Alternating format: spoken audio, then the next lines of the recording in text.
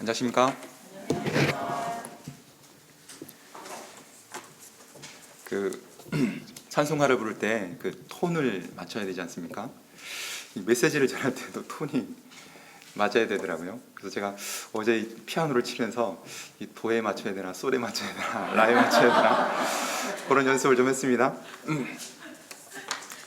사실은 제가 지난주에 말씀을 전해야 했었는데 저희 가족이 그 코로나가 걸려가지고 제가 못하고 여우사목장을 했는데 이번 주에는 여우사목장이 코로나 걸리셔가지고 제가 또 하게 됐습니다.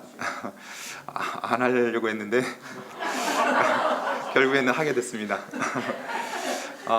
코로나가 굉장히 가까이 있는 것 같은데요. 저희들이 친숙해져야 될 것 같습니다. 오늘 말씀은 너희도 서로 받으라 입니다. 요절 말씀을 다 같이 한번 읽어보겠습니다. 시작. 이러므로 그리스도께서 우리를 받아 하나님께 영광을 돌리신 것 같이 너희도 서로 받으라. 자, 잠깐 기도하겠습니다. 하나님 아버지, 귀한 로마서 말씀 주셔서 감사합니다. 저희들이 복음의 진리를 이 말씀을 기초로 분명히 배우도록 도와주시고 이 말씀에 기초하여 살도록 저희들을 도우실 간절히 기도합니다. 이 시간 준비한 말씀을 잘 전달할 수 있도록 도와주시옵소서. 저희들에게 듣는 귀를 주시고 또 잘 듣도록 도우실 기도합니다. 예수님의 이름으로 기도드렸습니다. 아멘. 제1장 너희도 서로 받으라. 지난 14장에서 사도 바울은 믿음이 연약한 자를 받되 그의 의견을 비판하지 말라고 했습니다. 사도 바울은 오늘도 계속해서 믿음이 약한 자의 약점을 담당하고 자기를 기쁘게 하지 말라고 말씀합니다. 1절을 다 같이 읽어보겠습니다. 시작. 믿음이 강한 우리는 마땅히 믿음이 약한 자의 약점을 담당하고 자기를 기쁘게 하지 아니할 것이라. 믿음이 강한 사람은 믿음이 약한 자의 약점을 담당해야 합니다. 담당한다는 것은 참고 돌보아 주는 것을 의미합니다. 즉 믿음이 강한 사람은 약한 사람의 약점을 참고 돌보아 주어야 합니다. 여기서 담당한다는 것과 함께 생각해 보아야 하는 것이 7절에 나오는 받으라는 말입니다. 7절을 다 같이 한번 읽어보겠습니다. 7절입니다. 시작. 그러므로 그리스도께서 우리를 받아 하나님께 영광을 돌리신 것 같이 너희도 서로 받으라. 14장 1절을 보면 믿음이 연약한 자를 너희가 받으라 했습니다. 또 14장 3절을 보면 하나님이 그를 받으셨다고 했습니다. 받는다는 말의 뜻을 모르는 분이 계신가요? 물건을 받는다, 택배를 받는다. 그런데 믿음이 약한 자를 받는다? 이건 무슨 뜻일까요? 우리가 어떤 말의 의미를 정확히 알기 위해서는 그 말의 반대말을 생각해 보면 의미가 명확해지기도 합니다. 받는다의 반대말은 무엇일까요? 안 받는다? 받지 않는다? 아까 뭐라고 하셨죠? 거절한다. 맞습니다. 받는다는 영어로 accept, 반대말은 reject, refuse, 그런 말이겠죠. 거절한다입니다. 제가 거절하는 영상을 몇 개 찾아봤는데요. 아까 봤습니다. 여러분은 거절을 당해 보셨나요? 거절당했을 때 기분이 어떠하십니까? 만약 친구로부터, 또 부모로부터, 또 선생님으로부터, 심지어 하나님으로부터 거절을 받는다면 어떨까요? 벌써 기분이 우울해지지 않습니까? 따라서 이제 우리는 받는다는 말의 의미를 좀 더 명확하게 알 수 있을 것 같습니다. 받는다는 것은 환영하는 것이요, 영접하는 것입니다. 우리가 누군가를 환영하고 영접할 때 그 사람은 더 이상 타인이 아닙니다. 가족이요, 동료이며 한 공동체가 됩니다. 그리고 이렇게 받아들일 때 우리는 서로에 대해서 감당하고 돌봐줄 책임이 생기게 됩니다. 즉 우리가 믿음이 약한 자를 받을 때 비로소 그의 약점을 담당할 수 있는 것입니다. 사람들이 서로의 약점을 담당하지 못하는 이유는 그를 거절하고 타인으로 보기 때문입니다.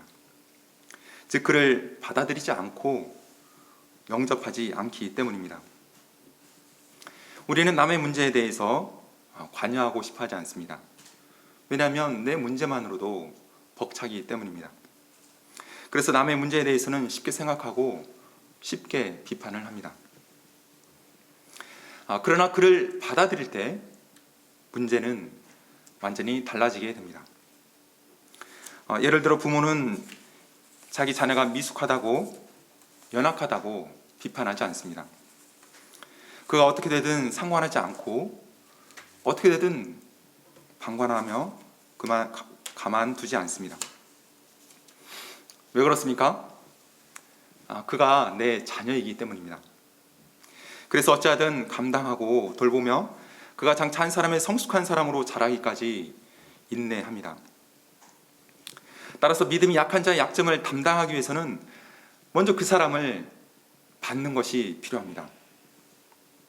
내 가족이요, 내 사람이며 내 동료라는 것을 인정할 때 더 이상 다른 사람과 같이 무심하게 대하지 않습니다. 누가복음 15장에는 영접하여 받아들인다는 것이 무엇인지 아주 감동적으로 기록되어 있습니다. 둘째 아들은 아버지의 재산을 다 탕진하고 거지가 되어 돌아왔습니다. 그러나 아버지는 그를 거절하지 않았습니다. 아직도 거리가 멀지만 아버지는 그를 불쌍히 여겨 달려가 목을 안고 입을 맞추었습니다. 둘째 아들은 이 순간 너무 감사하고 몸둘 바를 몰라 했을 것입니다. 왜 그랬을까요? 이제 맛있는 음식을 먹게 되어서 그랬을까요? 바로 아버지가 자신을 거절하지 않고 받으셨기 때문입니다. 우리는 서로를 받아들이고 있습니까? 같은 가족이면서도 같은 공동체이면서도 서로를 거절하고 받아들이지 않고 있지는 않습니까? 그리스도인의 제일 되는 사명은 하나님을 영화롭게 하고 그분을 기뻐하는 것이라고 했습니다. 그러면 하나님을 영화롭게 하는 삶, 하나님께 영광을 돌리는 삶은 어떤 삶입니까? 우리는 하나님께 영광을 돌리기 위해서 어떠한 삶을 살고 있습니까? 구제를 잘하는 것, 전도를 하는 것, 그런 삶을 살고 있지 않습니까? 그러나 좀 더 근본적으로 하나님께 영광을 돌리는 길이 있는데요. 7절 말씀을 저희 다시 한번 읽어보겠습니다. 시작. 그러므로 그리스도께서 우리를 받아 하나님께 영광을 돌리신 것 같이 너희도 서로 받으라. 이 7절 말씀을 볼 때 우리가 하나님께 영광을 돌리는 방법이 무엇입니까? 맞습니다. 7절 말씀에는 분명하게 서로 받으라 했습니다. 그리스도께서도 서로를 받아 하나님께 영광을 돌리셨다고 했습니다. 우리가 하나님께 영광을 돌리는 방법은 실제로 굉장히 어렵거나 먼 데 있지 않습니다. 아주 간단한데요. 서로를 받으면 됩니다. 우리가 바로 옆에 있는 가족, 동료, 공동체를 받아들이지 않고 구제와 전도를 한다고 무슨 소용이 있겠습니까? 그것은 바로 우리가 울리는 꽹과활에 같이 사랑이 없으면 아무 소용이 없다는 말씀과 동일하다고 생각합니다. 다음으로 사람들이 남의 약점을 담당하지 않는 이유는 그렇게 하려면 자기 부인, 자기 십자가가 필요하기 때문입니다. 반면 상관하지 않으면 편하고 좋습니다. 그런데 사도 바울은 자기를 기쁘게 하지 말라고 말씀합니다. 3절을 보면 그리스도께서도 자기를 기쁘게 하지 않았다고 하셨습니다. 자기를 기쁘게 하지 않는다는 것은 자기 좋을 대로 하지 않고 상대방을 배려하여 생각하고 행동하는 것을 의미합니다. 자기 기분대로 하고 싶은 대로 하면 마음이 후련하고 좋지 않습니까? 나의 성격, 스타일, 신념대로 남의 눈치 보지 않고 당당하게 살아가는 것은 보기 좋습니다. 그러나 다른 사람이 어떻게 되든 상관하지 않고 자기 좋을 대로 말하고 행동하는 것은 성숙한 자세는 아닙니다. 이에 대해 사도 바울은 고린도전서 10장 23절에서 이렇게 말씀합니다. 모든 것이 가하나 모든 것이 유익한 것이 아니요 모든 것이 가하나 모든 것이 덕을 세우는 것은 아니니. 모든 것을 할 수 있고 모든 것이 가능하지만 다른 사람을 위해 자신을 제한하고 구속하는 것, 이것이 성숙한 사람의 자세입니다. 우리는 예수님이 십자가를 앞에 두시고 자기를 기쁘게 하지 않으신 것을 볼 수 있습니다. 내 아버지여, 만일 할만하시거든 이 잔을 내게서 지나가게 하옵소서. 그러나 나의 원대로 마시옵고 아버지의 원대로 하옵소서. 예수님이 만약 자기 원대로 하셨다면 어떻게 되었을까요? 우리 모두는 아마 이 자리에 없을 것입니다. 예수님이 자기를 기쁘게 하지 아니하심으로 우리가 구원을 받았습니다. 예수님이 자기 원대로 하지 않으심으로 인해 우리가 구원의 기쁨을 누리게 되었습니다. 그러나 예수님은 어떻게 되셨습니까? 비방과 고난을 받으셔야 했습니다. 3절 하반절을 보십시오. 기록된 바 주를 비방하는 자들의 비방이 내게 미쳤나이다. 따라서 우리는 이 예수님을 본받아야 합니다. 5절, 6절을 보십시오. 읽어보겠습니다. 5절, 6절 시작. 이제 인내와 위로의 하나님이 너희로 그리스도 예수를 본받아 서로 뜻이 같게 하여 주사 한 마음과 한 입으로 하나님 곧 우리 주 예수 그리스도의 아버지께 영광을 돌리게 하려 하노라. 연약하고 허물이 많은 사람을 받아들이고 담당한다는 것은 고난을 받아들인다는 말과 같은 말입니다. 그러나 그렇게 할 때 우리는 예수님을 본받는 길로 가고 있는 것입니다. 예수님과 뜻을 같이 하는 것이요, 그렇게 할 때 하나님께 영광이 됩니다. 그러면 구체적으로 예수님이 어떻게 우리를 받으셨는지 살펴보겠습니다. 7절에서 9절 상반절까지 보겠습니다. 그러므로 그리스도께서 우리를 받아 하나님께 영광을 돌리신 것 같이 너희도 서로 받으라. 내가 말하노니 그리스도께서 하나님의 진실하심을 위하여 할례의 추종자가 되셨으니 이는 조상들에게 주신 약속들을 견고하게 하시고 이방인들도 그 긍휼하심으로 말미암아 하나님께 영광을 돌리게 하려 하심이라. 하나님은 아담이 범죄한 그 순간부터 인류를 구원하시겠다고 약속하셨습니다. 예수님은 바로 이 하나님이 약속을 지키시는 신실한 분이시라는 것을 보이시기 위해 이 땅에 오셨습니다. 예수님이 우리를 구원하시기 위해 이 땅에 오실 때 여러 옵션이 있을 수 있었습니다. 모든 사람이 인정할 수 있는 위대한 신의 모습으로 올 수 있습니다. 또는 온 세상을 정복하고 다스릴 수 있는 강력한 왕이나 정복자로 오실 수도 있습니다. 그러나 예수님은 그 모든 대안을 버리고 가장 낮은 종의 모습으로 오셨습니다. 8절에서 할례의 추종자가 되셨다는 것은 유대인의 종이 되셨다는 뜻입니다. 예수님은 유대인을 자기 백성으로 부르시고 창조하시고 부르신 창조주요 주권자이십니다. 그러나 이 창조주요 주권자이신 예수님이 유대인의 모습으로 오셨습니다. 유대인으로 오셨다는 것은 율법 아래에 자신을 두셨다는 것이고 할례도 받으셨다는 것입니다. 예수님은 유대인을 받으셨을 뿐만 아니라 유대인이 되셨습니다.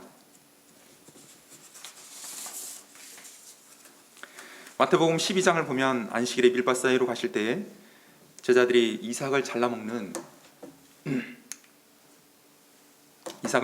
장면이 나옵니다. 바리새인들은 이를 보고서 안식일에 하지 못할 일을 한다며 예수님을 비난하였습니다. 이에 예수님이 무엇이라고 하셨습니까? 안식일에 제사장들이 성전 안에서 안식을 범하여도 죄가 없음을 너희가 율법에서 읽지 못하였느냐? 내가 너희에게 이르노니 성전보다 더 큰 이가 여기 있느니라. 인자는 안식일의 주인이니라. 예수님은 성전보다 크신 분입니다. 또한 안식을 만드신 주인이십니다. 그래서 예수님은 사실 이런 비난을 들을 만한 그런 분이 아니십니다.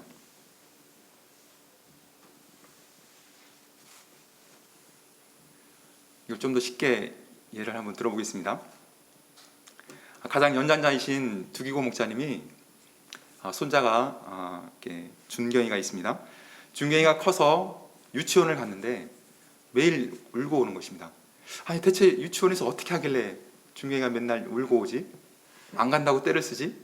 그래서 유치원을 체험하기 위해서 유치원 생도로 가게 되었습니다. 노란 옷을 입고 노란 모자를 쓰고 목에는 침 받침 손수건을 걸고 유치원에 갔습니다. 그런데 선생님이 잔소리를 하기 시작합니다. 기고야, 왜 줄을 맞춰 서지 않니? 왜 밥을 자꾸 흘리니? 너 나이가 몇 살인데 아직도 밥을 흘리니? 왜 화장실을 마음대로 하니? 화장실 가고 싶으면 손을 들어야지. 두기고 목사님 왜 이런 잔소리를 들어야 합니까? 그럴 필요가 있습니까? 자기를 낮춰서 유치원생이 되었기 때문입니다. 준경이를 위해 그것을 체험해 보고자 자기를 낮추었기 때문입니다.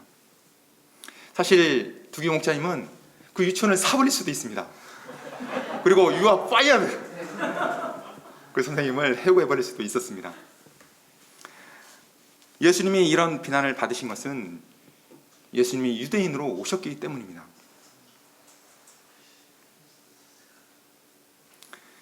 이뿐만 아니라 예수님은 율법 없는 이방인들조차도 받으셨습니다.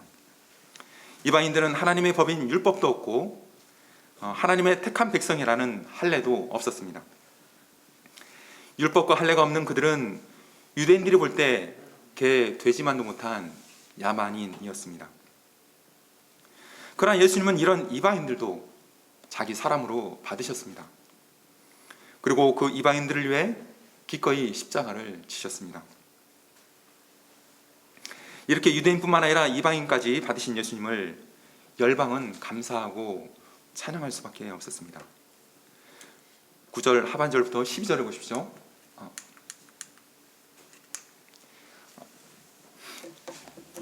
열방이 주를 찬양하게 될 것이라는 구약 선지자들의 예언들인데요.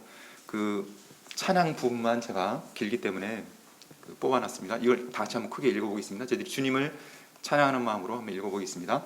시작.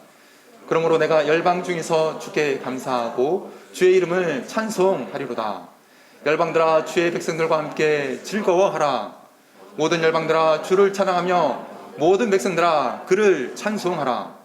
이새의 뿔이 곧 열방을 다스리기 위하여 일어나시는 이가 있으리니 열방이 그에게 소망을 두리라. 우리는 먼저 예수님이 우리를 받으시고 담당하셨다는 것을 기억해야 합니다. 나의 부모조차도 심지어 나 자신조차도 나를 받아들이고 감당하는 것이 얼마나 힘든 일입니까? 그러나 예수님은 그러한 우리를 받으시고 담당하셨습니다. 이 예수님을 생각할 때 우리도 서로 받아야 하지 않겠습니까? 제2장 서바나로 가리라. 14절에서 33절까지입니다. 바울은 1장부터 지금까지 이신칭의 교리와 일반적인 실천 도덕을 말씀했습니다. 그리고 이제 15장 14절부터 16장까지는 마지막 여담과 인사를 하고 있습니다. 특별히 14절에서 29절에서는 바울의 원단 선교 비전이 잘 나타나 있습니다. 14, 15절을 다 같이 한번 읽어보겠습니다. 14, 15절입니다. 시작. 내 형제들아 너희가 스스로 선함이 가득하고 모든 지식이 차서 네 서로 권하는 자임을 나도 확신하노라.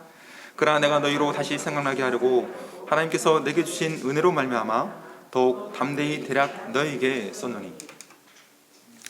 바울은 지금까지 복음 진리와 그에 기초한 실천 도덕을 언급하였습니다. 그러나 이것은 자신이 뭔가 더 많이 알고 잘해서 그런 것이 아니라고 겸손히 말하고 있습니다.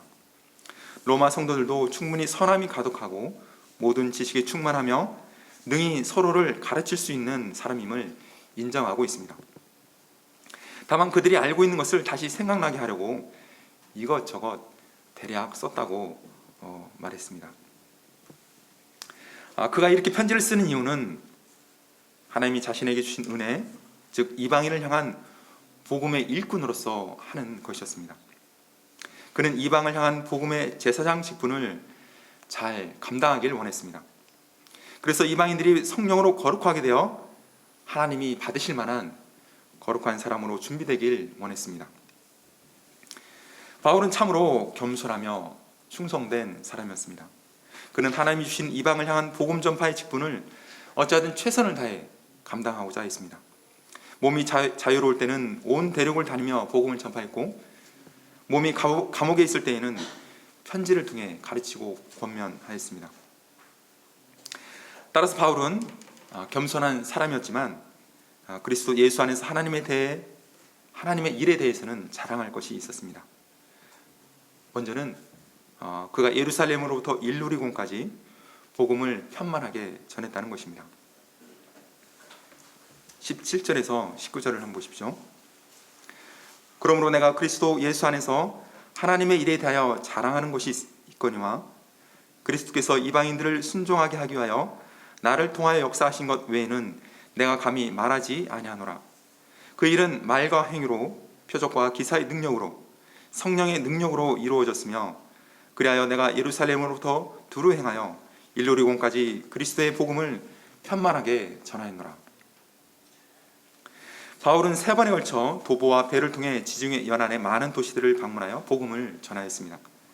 바울의 3번에 걸친 여정의 총 거리를 연구한 호세프라는 학자에 의하면 육로로만 이동한 거리가 첫 번째 여행에서 왕복 1000km, 두 번째 여행에서 왕복 1920km, 세 번째 여행에서는 1700km를 이를 합하면 대략 4700km가 된다고 합니다. 또 다른 사람의 연구에 의하면 바울이 일평생 전도를 하며 이동한 거리를 합하면 2만 킬로미터, 지구의 둘레가 4만 킬로이니 지구 반바퀴를 도는 것입니다. 이런 바울의 복음 전파의 특징은 안디옥에서 시작해서 서쪽으로 진행되었다는 것입니다. 성령이 아시아에서 말씀을 전하지 못하게 하심으로 복음은 마게도냐, 즉 지금의 그리스 지역으로 넘어가게 되고 로마를 중심으로 한 유럽의 기독교가 부흥하게 됩니다. 제가 한번 1차, 2차, 3차 여행을 한번 정리를 해봤습니다.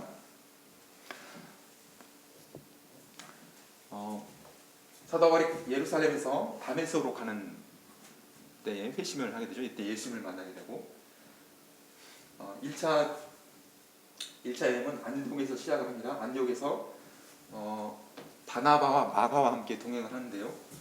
이쪽 실라미와 바보로 갔을 때 이 버가로 가게 되는데 이때 마가가 예루살렘으로 돌아가게 됩니다. 그래서 바나바와 이 동행을 마치게 되는데요.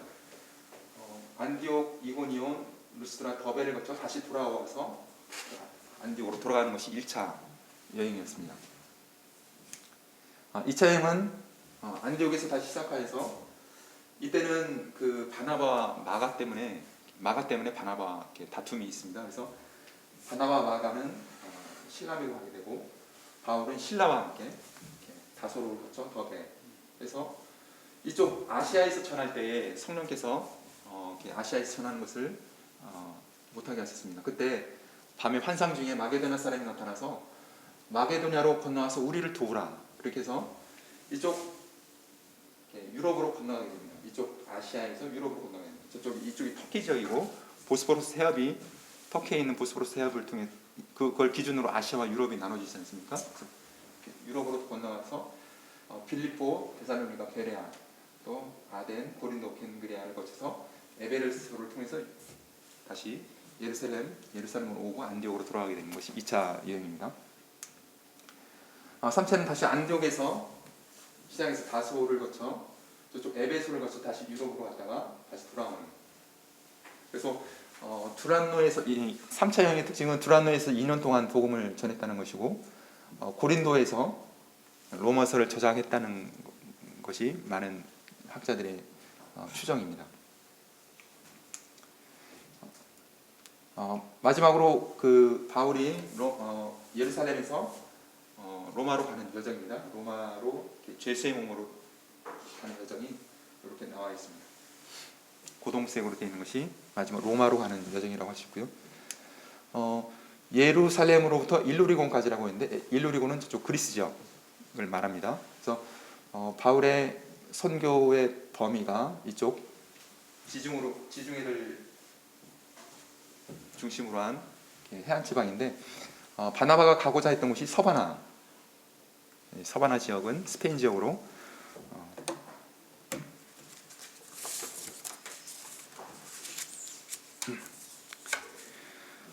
바울이 자랑할 만한 두 번째 것은 그가 남의 터 위에 건축하지 않았다는 것입니다. 20절을 보십시오. 한번 다 같이 읽어보겠습니다. 20절 시작. 또 내가 그리스도의 이름을 부르는 곳에는 복음을 전하지 않기를 힘썼노니 이는 남의 터 위에 건축하지 아니하려 함이라. 바울이 복음을 전한 곳은 다른 복음 전도자들이 가지 않은 미개척지였습니다. 그래서 사실 더 어렵고 험난한 길이었습니다. 그러나 바울은 이사야서 52장 15절 말씀과 같이 주의 소식을 받지 못한 자들이 볼 것이요 듣지 못한 자들이 깨달으리라 말씀을 자신의 선교 지침으로 삼았습니다. 그는 이 지침에 따라 다른 사람이 가지 않은 땅을 밟았고, 또한 땅끝 서바나까지 가고자 했습니다. 그는 먼저 마게도냐와 아가야 사람들이 가난한 예루살렘 성도를 위해 모은 구제헌금을 예루살렘에 전달한 후에 로마에 들렸다가 서바나로 가고자 했습니다. 28절을 보십시오. 그러므로 내가 이 일을 마치고 이 열매를 그들에게 확증한 후에 너에게 들렀다가 서바나로 가리라. 그는 서바나로 가리라 외치고 있습니다. 서바나는 지금의 스페인 지역을 말합니다. 콜럼버스가 대서양을 건너 아메리카를 발견한 것이 1492년입니다. 그때까지 유럽 사람들은 서바나가 땅끝이라고 생각했습니다. 바울은 바로 이 땅끝 서바나까지 가고자 했습니다. 바울의 선교 비전, 그의 스케일은 실로 세계를 품는 원대한 것이었습니다. 그는 땅까지 이르러 복음을 전파하라는 예수님의 지상명령을 끝까지 감당하고자 하는 열정 넘치는 복음의 전사였습니다. 이 사도 바울의 열정 넘치는 여행을 같이 하고 싶으시면 사도행전 강의 목요일에 오시면 됩니다. 네. 마지막으로 바울은 30절에서 33절에서 자신을 위한 기도 제목을 제시하고 있습니다. 첫째, 나로 유대에서 순종하지 아니하는 자들로부터 건짐을 받도록. 둘째, 예루살렘에서 나의 섬기는 일이 그곳 성도들에게 기쁨이 되도록. 셋째, 나로 하여금 하나님의 뜻을 따라 기쁜 마음으로 여러분에게 함께 가서 쉬도록. 오늘 말씀을 요약해 보겠습니다. 믿음이 약한 자의 약점을 담당하고 자기를 기쁘게 하지 마십시오. 그러나 그러기 위해서는 먼저 그 사람을 받아야 합니다. 예수님은 유대인뿐만 아니라 이방 모든 사람을 받으셨고 십자가를 지심으로 자기를 기쁘게 하지 않으셨습니다. 모든 것이 가능하지만 다른 사람을 위해 자신의 자유를 제한하는 것이 성숙한 사람입니다. 바울은 복음 전도자의 사명을 힘써 감당한 위대한 전사였습니다. 그는 좋은 이스라엘 땅이 아닌 소아시아와 유럽, 더 나아가 땅끝 서바나까지 가고자 하는 열정으로 충만하였습니다. 그 길은 고난의 길이었지만 기사와 성령의 능력이 함께한 영광스러운 여정이었습니다. 저는 오늘 말씀을 보며 제가 다른 사람을 잘 받아들이지 못하고 있다는 것을 깨닫게 되었습니다. 제가 비판을 잘 하는데 이런 비판은 실상 그 사람을 받아들이지 않고 어느 정도 타인처럼 생각하고 있는 것이 아닌가라는 생각을 하게 되었습니다. 제가 이를 깨닫고 회개하는 마음이 들었습니다. 제가 오늘 말씀에 순종하여 다른 사람을 받아들이고 감당하는 사람이 되기를 간절히 기도합니다.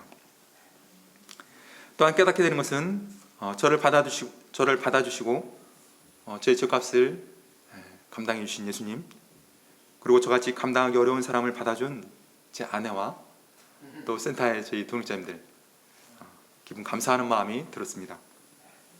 제가 더욱 성숙하고 성장하여 많은 사람을 품고 섬기는 그런 사람이 되기를 간절히 기도합니다. 우리 모두가 서로를 받아들일 수 있기를 기도합니다. 그래서 어떤 모양의 사람이든 우리가 품는 가운데 예수님이 주신 땅끝까지 이르러 복음을 전파하라는 사명을 힘써 감당하는 관악 7부가 되기를 간절히 기도합니다. 자, 기도하겠습니다. 하나님 아버지, 우리를 받으시고 십자가를 지신 예수님께 깊은 감사를 드립니다. 저희들이 예수님을 본받아서 저희 가족, 동료, 또 동역자들을 받아들이고 품고 섬기는 종들이 되도록 도우실 간절히 기도합니다. 이것이 주님을 영화롭게 하는 이름을 저희들이 배웠습니다. 이를 감당하는 저희 종들이 되도록 도와주시옵소서. 귀한 시간 감사드리며 예수님의 이름으로 기도드렸습니다. 아멘.